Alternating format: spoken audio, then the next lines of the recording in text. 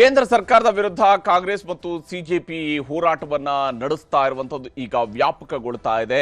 ಈ ಹೋರಾಟವನ್ನ ಮತ್ತಷ್ಟು ಬಲ ಕೊಡೋದಕ್ಕೆ ಬೇಕಾಗಿ ಈಗ ಕಾಂಗ್ರೆಸ್ ಕೂಡ ಮುಂದಾಗಿರುವುದು ಸ್ಪಷ್ಟವಾಗಿ ಗೋಚರಿಸ್ತಾ ಇದೆ.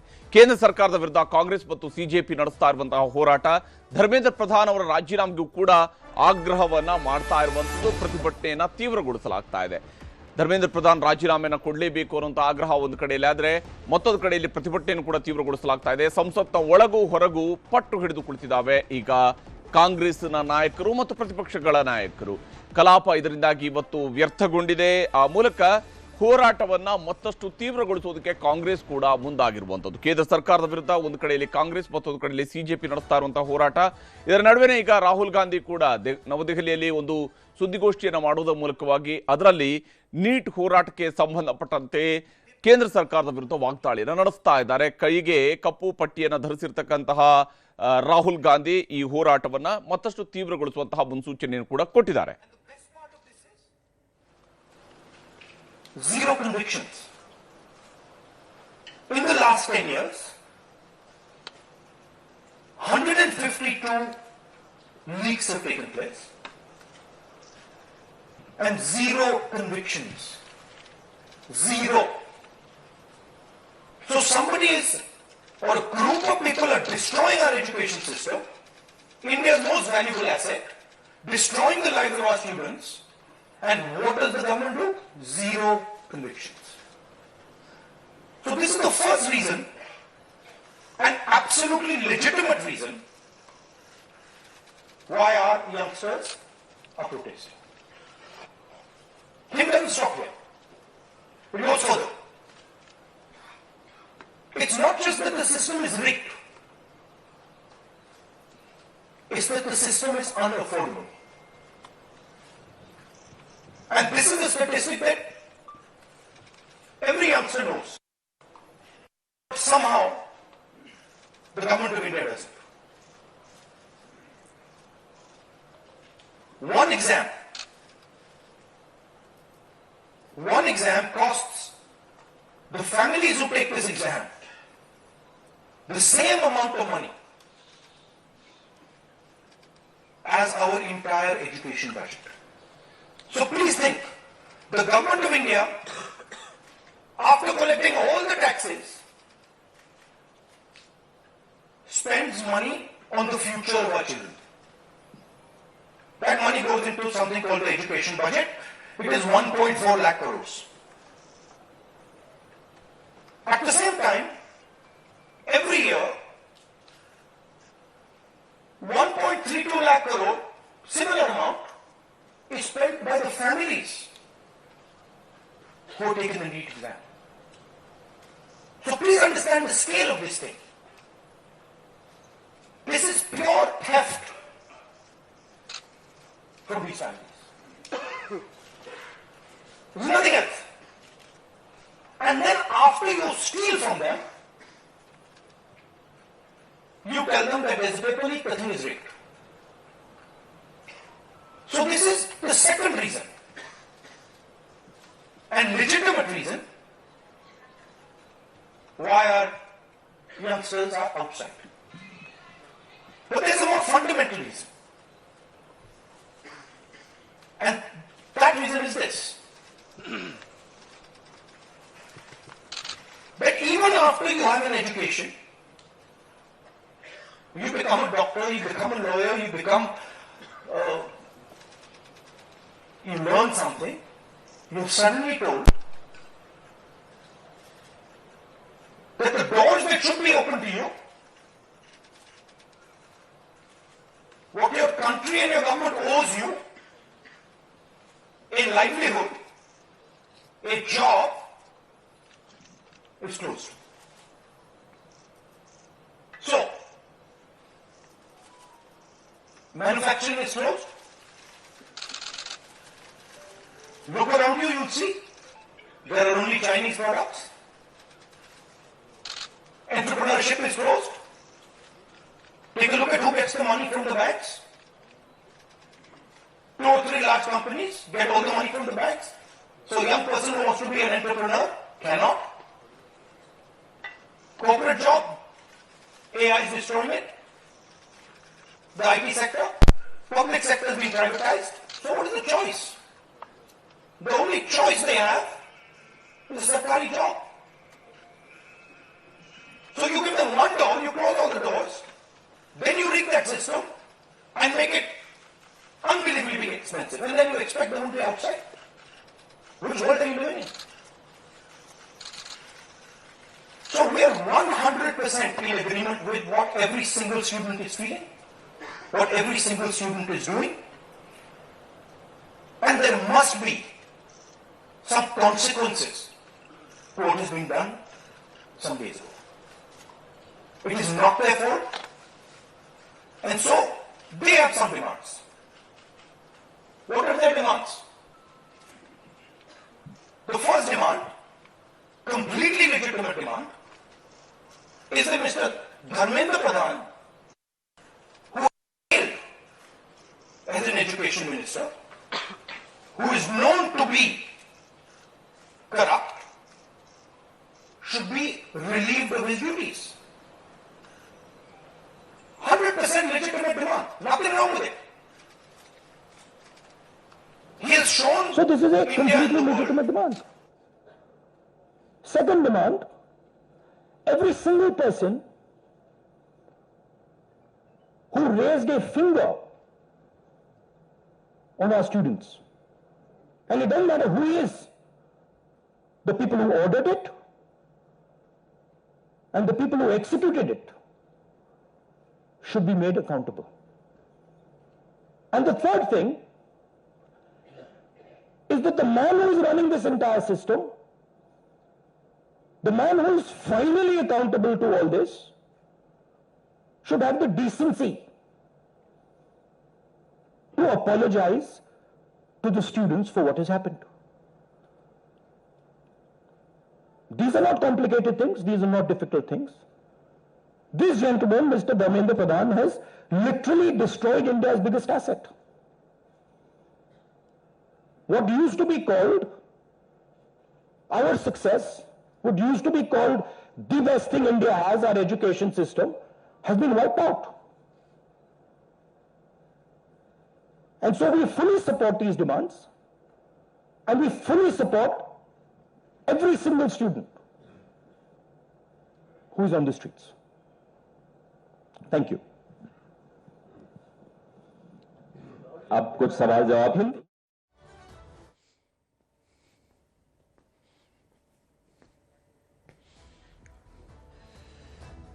ಹೀಗೆ ಕಾಂಗ್ರೆಸ್ನ 3 ಪ್ರಮುಖ ಡಿಮ್ಯಾಂಡ್ಗಳನ್ನ ಮುಂದಿಟ್ಟಿದ್ದಾರೆ ರಾಹುಲ್ ಗಾಂಧಿ. ಇದರಲ್ಲಿ ಅವರು ಕೇಳ್ತಾ ಇರುವಂಥದ್ದು ಧರ್ಮೇಂದ್ರ ಪ್ರಧಾನ್ ಅವರ ರಾಜೀನಾಮೆಯನ್ನು ನಾವು ಕೇಳ್ತಾ ಇದ್ವಿ. ಕಂಪ್ಲೀಟ್ ಸಪೋರ್ಟ್, ಇಲ್ಲಿ ವಿದ್ಯಾರ್ಥಿಗಳು ಏನು ನಡೆಸ್ತಾ ಇರುವಂತಹ ಹೋರಾಟಕ್ಕೆ ನಮ್ಮ ಸಂಪೂರ್ಣವಂತಹ ಸಹಕಾರ ಇರುತ್ತೆ ಮತ್ತು ಪ್ರಧಾನಮಂತ್ರಿಯವರು ಈ ಒಂದು ಲಾಠಿ ಚಾರ್ಜ್ ವಿಚಾರದಲ್ಲಿ ಕ್ಷಮೆ ಯಾಚಿಸಬೇಕು ಅನ್ನುವಂತಹ ಆಗ್ರಹವನ್ನ ರಾಹುಲ್ ಗಾಂಧಿ ಮಾಡ್ತಾ ಇದ್ದಾರೆ.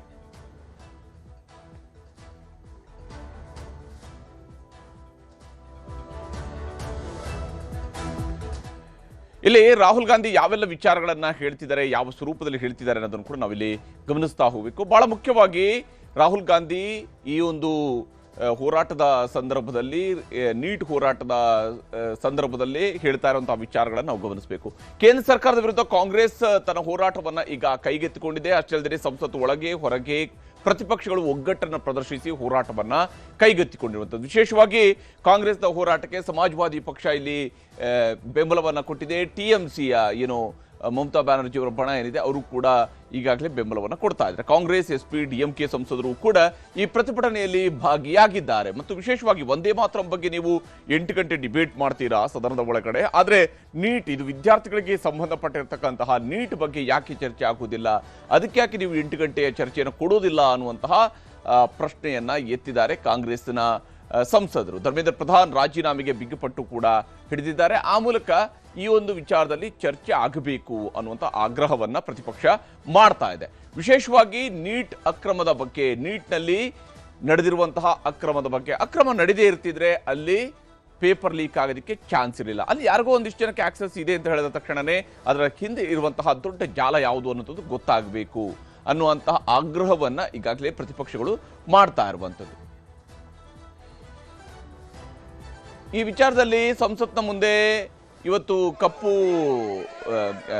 ಏನು ಇವತ್ತಿಗೆ ಸುದ್ದಿಗೋಷ್ಠಿಯ ಸಂದರ್ಭದಲ್ಲಿ ಕಪ್ಪು ಪಟ್ಟಿಯನ್ನ ಹಾಕೊಂಡಿದ್ರು ರಾಹುಲ್ ಗಾಂಧಿ. ಆದರೆ ಸಂಸತ್ ಭವನಕ್ಕೆ ಬರುವಂತಹ ಸಂದರ್ಭದಲ್ಲಿ ಎಲ್ಲರೂ ಕೂಡ ಕಪ್ಪು ಬಟ್ಟೆಯನ್ನ ಧರಿಸಿಕೊಂಡು ಬಂದಿದ್ರು, ಅಥವಾ ಕಪ್ಪು ಬಟ್ಟೆಯ ಮೂಲಕವಾಗಿಯೇ ಬಹುತೇಕ ಎಲ್ಲ ನಾಯಕರುಗಳು ಕೂಡ ಕಪ್ಪು ಬಟ್ಟೆಯನ್ನು ಧರಿಸಿ ಬಂದಿದ್ರು. ವಿಶೇಷವಾಗಿ ಕಾಂಗ್ರೆಸ್ನ ನಾಯಕರುಗಳಂತೂ ಕಪ್ಪು ಪ್ಯಾಂಟ್ ಕಪ್ಪು ಶರ್ಟ್ಗಳನ್ನು ಹಾಕೊಂಡು ಬಂದಿದ್ರು. ಅದು ರಾಹುಲ್ ಗಾಂಧಿ ಅದೇ ಸ್ವರೂಪದಲ್ಲಿ ಕಾಣಿಸ್ತಾ ಇದ್ರು, ಕೆ ಸಿ ವೇಣುಗೋಪಾಲ್ ಹಂಗೇನೆ ಕಾಣಿಸ್ತಾ ಇದ್ರು, ಹಾಗೆಯೇ ಪ್ರಿಯಾಂಕಾ ಗಾಂಧಿ ಕೂಡ ಅದೇ ಸ್ವರೂಪದಲ್ಲೇ ಬಂದಿದ್ರು. ಬೇರೆ ನಾಯಕರುಗಳು ಕೂಡ ಇವತ್ತು ಕಪ್ಪು ಬಟ್ಟೆಯನ್ನ ಧರಿಸಿ ಸಂಸತ್ ಭವನದ ಕಡೆಗೆ ಬಂದಿದ್ರು. ಇನ್ನು ಸಮಾಜವಾದಿ ಪಕ್ಷದ ನಾಯಕರುಗಳು ಕಂಪ್ಲೀಟ್ ಆಗಿ ಕಪ್ಪು ಬಟ್ಟೆಯನ್ನು ಧರಿಸಿ ಬರದೇ ಇದ್ರೂ ಕೂಡ ಏನು ಅವರು ಧರಿಸಿರ್ತಕ್ಕಂತಹ ಬಿಳಿ ಬಟ್ಟೆಯ ಮೇಲೆ ಕಪ್ಪು ಕೋಟ್ಗಳನ್ನು ಕೂಡ ಹಾಕೊಂಡು ಬಂದಿದ್ರು. ಆ ಮೂಲಕ ನಾವು ಕಪ್ಪು ಬಟ್ಟೆಯನ್ನು ಧರಿಸಿ ಇದೊಂದು ಕರಾಳ ಕೃತ್ಯ ಅನ್ನುವಂಥದ್ದನ್ನ ಅವರು ಹೇಳ್ತಾ ಇದ್ದಾರೆ. ಯುವಕರಿಗೆ ನ್ಯಾಯ ಕೊಡಿ ಅನ್ನುವಂಥ ಆಗ್ರಹವನ್ನು ಕೂಡ ಘೋಷಣೆ ಮಾಡಿದ್ದಾರೆ. ಮೋದಿ ಪ್ರಧಾನ್ ಮಾತನಾಡಬೇಕು ಅನ್ನುವಂತಹ ಘೋಷಣೆಯನ್ನು ಕೂಡ ಇವತ್ತು ಪ್ರತಿಪಕ್ಷಗಳ ಸಂಸದರುಗಳು ಮಾಡಿದ್ದಾರೆ. ಈ ಸಂದರ್ಭದಲ್ಲಿ ಕಾಂಗ್ರೆಸ್ ನಾಯಕರುಗಳು ಏನೇನು ಹೇಳಿದ್ದಾರೆ ಅನ್ನೋದು ನಿಮ್ಗೆ ತೋರಿಸ್ತೀನಿ.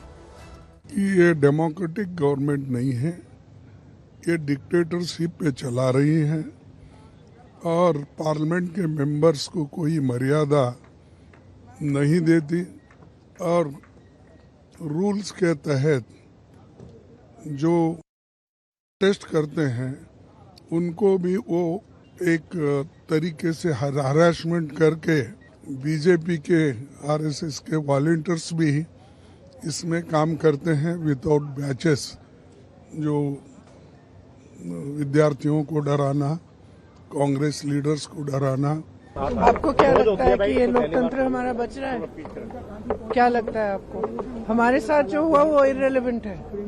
हम स्टूडेंट्स के साथ हैं और उनकी आवाज उठा रहे हैं। स्टूडेंट्स के साथ जो हुआ वो आप ही बताइए सही है कि गलत है?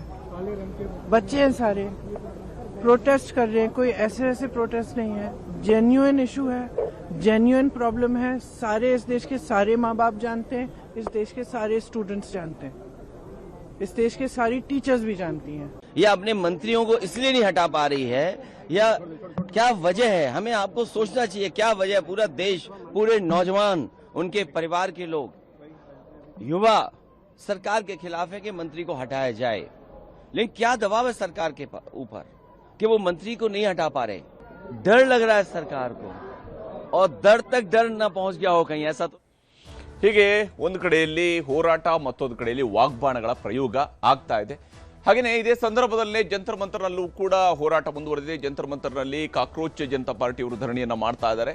ಯುವಕರ ಪಡೆ ಈ ಮೂಲಕವಾಗಿ ಹೋರಾಟವನ್ನ ನಡೆಸ್ತಾ ಇದೆ. ಇನ್ಕಿಲಾಬ್ ಘೋಷಣೆಗಳನ್ನ ಕೂಗ್ತಾ ಇದ್ದಾರೆ. ಆ ಮೂಲಕ ಜಂತರ್ ಮಂತರ್ನಲ್ಲಿ ಕಾಕ್ರೋಚ್ ಜನತಾ ಪಾರ್ಟಿಯ ಧರಣಿಯೂ ಕೂಡ ಮುಂದುವರೆದಿರುವಂತದ್ದು. ಪೊಲೀಸರ ದೌರ್ಜನ್ಯ, ಲಾಠಿ ಚಾರ್ಜ್ಗೆ ಬೆದರದೆ ಪ್ರತಿಭಟನೆಯನ್ನ ಮುಂದುವರೆಸಿದ್ದಾರೆ. ಈಗಾಗಲೇ ಪೊಲೀಸರು ಯಾವ ಸ್ವರೂಪದಲ್ಲಿ ಹೊಡೆದಿದ್ದಾರೆ ಅನ್ನೋದನ್ನ ಇಡೀ ದೇಶ ನೋಡಿದೆ. ಶಿಕ್ಷಣ ಸಚಿವ ಧರ್ಮೇಂದ್ರ ಪ್ರಧಾನ್ ರಾಜೀನಾಮೆಗೆ ಒತ್ತಾಯವನ್ನ ಮಾಡ್ತಾ ಇದ್ದಾರೆ. ಹಾಗೂ ದೇಶದ ಮೂಲೆ ಮೂಲೆಗಳಲ್ಲೂ ಕೂಡ ಬರ್ತಾ ಇರುವಂತಹ ಹೋರಾಟಗಾರರು ಈ ಒಂದು ಹೋರಾಟಕ್ಕೆ ಕೈ ಜೋಡಿಸ್ತಾ ಇದ್ದಾರೆ. ಯಾವಾಗ ದೊಡ್ಡ ಸಂಖ್ಯೆಯಲ್ಲಿ ಹೋರಾಟಕ್ಕೆ ಜನ ಬರ್ತಾ ಇದ್ದಾರೋ ಅವರನ್ನು ತಡೆಯೋದಕ್ಕೆ ದೆಹಲಿ ಪೊಲೀಸರು ಕೂಡ ಬಂದಿದ್ದಾರೆ. ದೇಶದ ಬೇರೆ ಬೇರೆ ಕಡೆಗಳಿಂದ ಈಗ ದೆಹಲಿಯ ಕಡೆಗೆ ಯುವಕರು ಬರ್ತಾ ಇರೋದ್ರಿಂದಾಗಿ ದೆಹಲಿಯ ಬಹುತೇಕ ಮೆಟ್ರೋ ಸ್ಟೇಷನ್ಗಳನ್ನ ಈಗಾಗಲೇ ಬಂದ್ ಮಾಡಲಾಗಿದೆ. ಮೆಟ್ರೋ ಸ್ಟೇಷನ್ಗಳನ್ನ ಬಂದ್ ಮಾಡಲಾಗಿದೆ.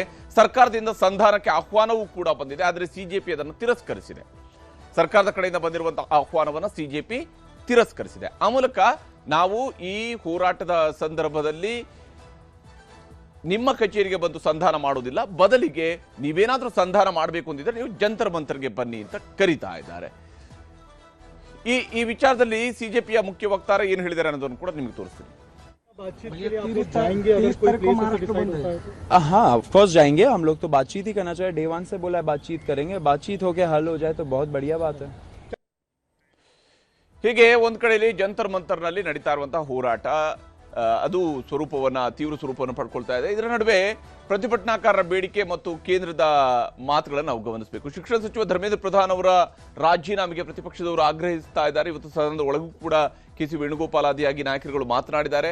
ಆದರೆ ರಾಜಕಾರಣಕ್ಕೋಸ್ಕರವಾಗಿ ಇವರು ಹೋರಾಟವನ್ನು ನಡೆಸ್ತಾ ಇದ್ದಾರೆ ಅಂತ ಹೇಳಿ ಕೇಂದ್ರ ಸರ್ಕಾರದ ಪರವಾಗಿ ಕಿರಣ್ ರಿಜಿಜು ಅವರು ಕೂಡ ಹೇಳ್ತಾ ಇದ್ದಾರೆ.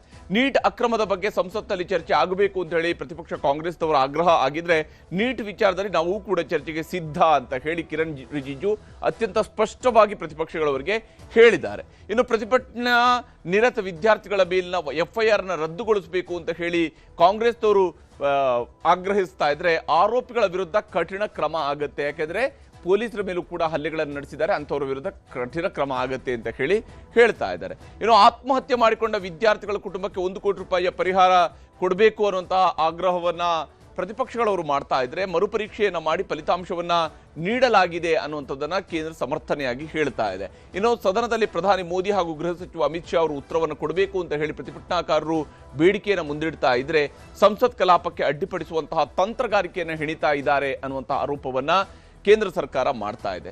ವಿದ್ಯಾರ್ಥಿಗಳ ಮೇಲಿನ ಲಾಠಿ ಪ್ರಹಾರದ ಬಗ್ಗೆಯೂ ಕೂಡ ತನಿಖೆ ಆಗಬೇಕು ಅಂತ ಹೇಳಿ ಪ್ರತಿಪಕ್ಷ ಕಾಂಗ್ರೆಸ್ ಆದಿಯಾಗಿ ಪ್ರತಿಭಟನಾಕಾರರು ಹೇಳ್ತಾ ಇದ್ದಾರೆ. ರಾಜಕೀಯ ದಾಳವಾಗಿ ವಿದ್ಯಾರ್ಥಿಗಳನ್ನ ಬಳಕೆ ಮಾಡುವಂಥದ್ದು ಒಳ್ಳೇದಲ್ಲ, ಅದು ಬೇಡ ಅನ್ನುವಂಥದ್ದನ್ನ ಈಗಾಗಲೇ ಕಿರಣ್ ರಿಜಿಜು ಅವರು ಕೂಡ ಹೇಳ್ತಾ ಇದ್ದಾರೆ. ಇದರ ನಡುವೆ ಲೋಕಸಭೆಯಲ್ಲೂ ಕೂಡ ಕೋಲಾಹಲ ನಡೆದಿದೆ. ಸಂಸತ್ ಉಭಯ ಸದನಗಳಲ್ಲೂ ಕೂಡ 3ನೇ ದಿನವೂ ಗದ್ದಲ ಗಲಾಟೆ ಇವೆಲ್ಲವೂ ಕೂಡ ನಡೆದು ಹೋಗಿದ್ದಾವೆ. ವಿಶೇಷವಾಗಿ ಲೋಕಸಭೆಯಲ್ಲಿ ನೀಟ್ ಪರೀಕ್ಷೆ ಅಕ್ರಮದ ಬಗ್ಗೆ ಚರ್ಚೆಗೆ ಅವಕಾಶ ಕಲ್ಪಿಸಬೇಕು ಅಂತ ಹೇಳುವಂತಹ ಪಟ್ಟು ಹಿಡಿಯುವ ಕೆಲಸವನ್ನ ಇವತ್ತು ಪ್ರತಿಪಕ್ಷದವರು ಮಾಡಿದ್ರು. ಅಷ್ಟೇ ಅಲ್ಲದೆ ಪ್ರತಿಪಕ್ಷಗಳ ಗದ್ದಲ, ಲೋಕಸಭೆ ಕಲಾಪ ನಾಳೆಗೆ ಮುಂದೂಡಿಕೆಯಾಗಿದೆ. ಈ ಗದ್ದಲದಿಂದಾಗಿ ಲೋಕಸಭೆಯ ಕಲಾಪವನ್ನು ನಾಳೆಗೆ ಮುಂದೂಡಿಕೆ ಮಾಡಲಾಗಿದೆ. ವಿಶೇಷವಾಗಿ ಇವತ್ತು ಸದನದ ಒಳಗಡೆ ಈ ಒಂದು ವಿಚಾರದ ಬಗ್ಗೆ ವಿಸ್ತೃತವಾದಂತಹ ಚರ್ಚೆಗೆ ಆಗ್ರಹಿಸಲಾಗಿತ್ತು. ಸದನದ ಒಳಗಡೆ ಯಾವ ಸ್ವರೂಪದಲ್ಲಿ ವಾಕ್ಸಮರ ನಡೆದಿದೆ ಅನ್ನೋದನ್ನು ಕೂಡ ನಿಮಗೆ ತೋರಿಸ್ತೀನಿ. Demand very clear है. Education minister should be resigned. Then one more.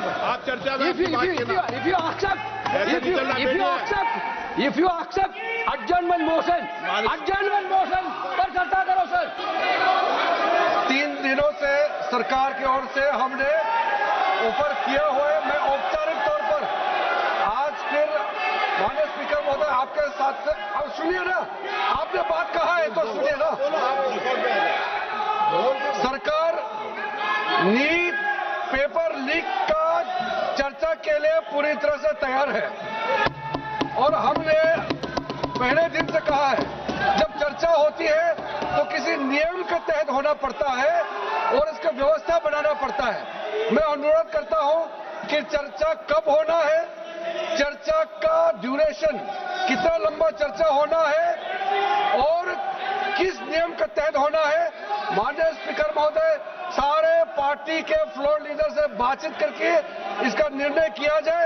सरकार पूरी तरह से नीट पेपर लीक पे चर्चा करने के तैयार है और इस देश के युवाओं का भविष्य के लिए हम सब मिलकर के एक सार्थक. ಹೀಗೆ ಲೋಕಸಭೆಯಲ್ಲಿ ಒಂದು ಕಡೆಯಲ್ಲಿ ಗದ್ದಲ ಗಲಾಟೆ ನಡೀತಾ ಇದ್ರೆ, ಮತ್ತೊಂದು ಕಡೆಯಲ್ಲಿ ರಾಜ್ಯಸಭೆಯಲ್ಲೂ ಕೂಡ ಈ ವಿಚಾರಕ್ಕೆ ಸಂಬಂಧಪಟ್ಟಂತೆ ಮಲ್ಲಿಕಾರ್ಜುನ ಖರ್ಗೆ ಅವರು ವಿಚಾರವನ್ನು ಪ್ರಸ್ತಾಪ ಮಾಡಿದ್ದಾರೆ. ರಾಜ್ಯಸಭೆಯಲ್ಲಿ ಪ್ರತಿಪಕ್ಷಗಳ ಗದ್ದಲ ಕಲಾಪ ನಾಳೆಗೆ ಮುಂದೂಡಿಕೆ ಆಗಿದೆ. ಇದರ ನಡುವೆನೇ ನೀಟ್ ಅಕ್ರಮದ ಬಗ್ಗೆ ರೂಲ್ 267ರ ಅಡಿಯಲ್ಲಿ ಚರ್ಚೆಗೆ ಮಲ್ಲಿಕಾರ್ಜುನ ಖರ್ಗೆ ಅವರು ಇವತ್ತು ಸದನದ ಒಳಗಡೆ ಆಗ್ರಹವನ್ನ ಮಾಡಿದ್ರು. ನಮಗೆ ನಿಯಮ 267ರ ಅಡಿಯಲ್ಲಿ ಚರ್ಚೆಗೆ ಅವಕಾಶವನ್ನು ಕೊಡಬೇಕು ಅಂತ ಕೇಳಿದ್ರು. ನೀಟ್ ಸೇರಿದಂತೆ ಎಲ್ಲಾ ಅಕ್ರಮಗಳ ಚರ್ಚೆಗೆ ನಾವು ಸಿದ್ಧ ಅಂತ ಹೇಳಿ ಸದನ ನಾಯಕರಾಗಿರ್ತಕ್ಕಂತಹ JP ನಡ್ಡಾ ಹಾಗೂ ಸಂಸದೀಯ ವ್ಯವಹಾರ ಸಚಿವರಾಗಿರುವಂತಹ ಕಿರಣ್ ರಿಜಿಜು ಅವರು ಹೇಳಿದ್ರು. ಅಷ್ಟೇ ಅಲ್ಲದೆ ಪ್ರತಿಪಕ್ಷಗಳ ಆಗ್ರಹಕ್ಕೆ ಮಾಡಿದ್ದು ರೂಲ್ 267ರ ಅಡಿಯಲ್ಲಿ ಚರ್ಚೆಗೂ ಕೂಡ ಅವಕಾಶವನ್ನ ಕೊಡೋದಾಗಿ ಹೇಳಲಾಗಿದೆ. ನಿಯಮ 267ರ ಅಡಿಯಲ್ಲಿ ಚರ್ಚೆಗೆ ಅವಕಾಶವನ್ನ ಕೊಡ್ತೀವಿ ಅಂತೇಳಿ ಘೋಷಣೆ ಮಾಡಿದ್ದಾರೆ.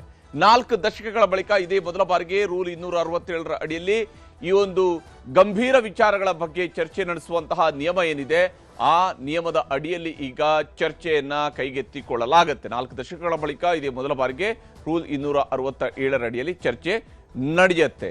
ಈ ವಿಚಾರದಲ್ಲಿ ಮಲ್ಲಿಕಾರ್ಜುನ ಖರ್ಗೆ ಅವರು ಏನು ಹೇಳಿದ್ದಾರೆ ಅನ್ನೋದನ್ನು ನಿಮ್ಗೆ ತೋರಿಸ್ತೀನಿ. चर्चा होना तो मैं रिक्वेस्ट करता हूं गवर्नमेंट को वो रिजिग्नेशन दिलाए, मामला शुरू करेंगे. चर्चा शुरू करेंगे. ये क्या है सर, डेमोक्रेसी है. बच्चों को बचाए हुए मार रहे इसीलिए हम नहीं चाहते, हम तैयार हैं, हम भाग रहे नहीं. अरे आपके जैसे अघोरा नहीं है. ಹೀಗೆ ಒಂದ್ ಕಡೆಯಲ್ಲಿ ಹೋರಾಟ ನಡೀತಾ ಇದೆ, ಮತ್ತೊಂದು ಕಡೆಯಲ್ಲಿ ಸದನದ ಒಳಗೂ ಕೂಡ ಈ ವಿಚಾರದಲ್ಲಿ ಬಹಳಷ್ಟು ಚರ್ಚೆಗಳು ನಡೀತಾ ಇದ್ದಾವೆ. ಇದರ ನಡುವೆ ರಾಜ್ಯ ನಾಯಕರುಗಳು ಕೂಡ ಈ ಒಂದು ಹೋರಾಟಗಳ ಬಗ್ಗೆ ಮಾತನಾಡ್ತಾ ಇದ್ದಾರೆ. ಸಿದ್ದರಾಮಯ್ಯನವರು, MP ಪಾಟೀಲ್ ಕೂಡ ಇದರ ಬಗ್ಗೆ ಮಾತನಾಡಿದ್ದಾರೆ. ಎಷ್ಟು ಪ್ರಜಾಪ್ರಭುತ್ವದಲ್ಲಿ ಪ್ರೊಟೆಸ್ಟ್ ಮಾಡಲಿಕ್ಕೆ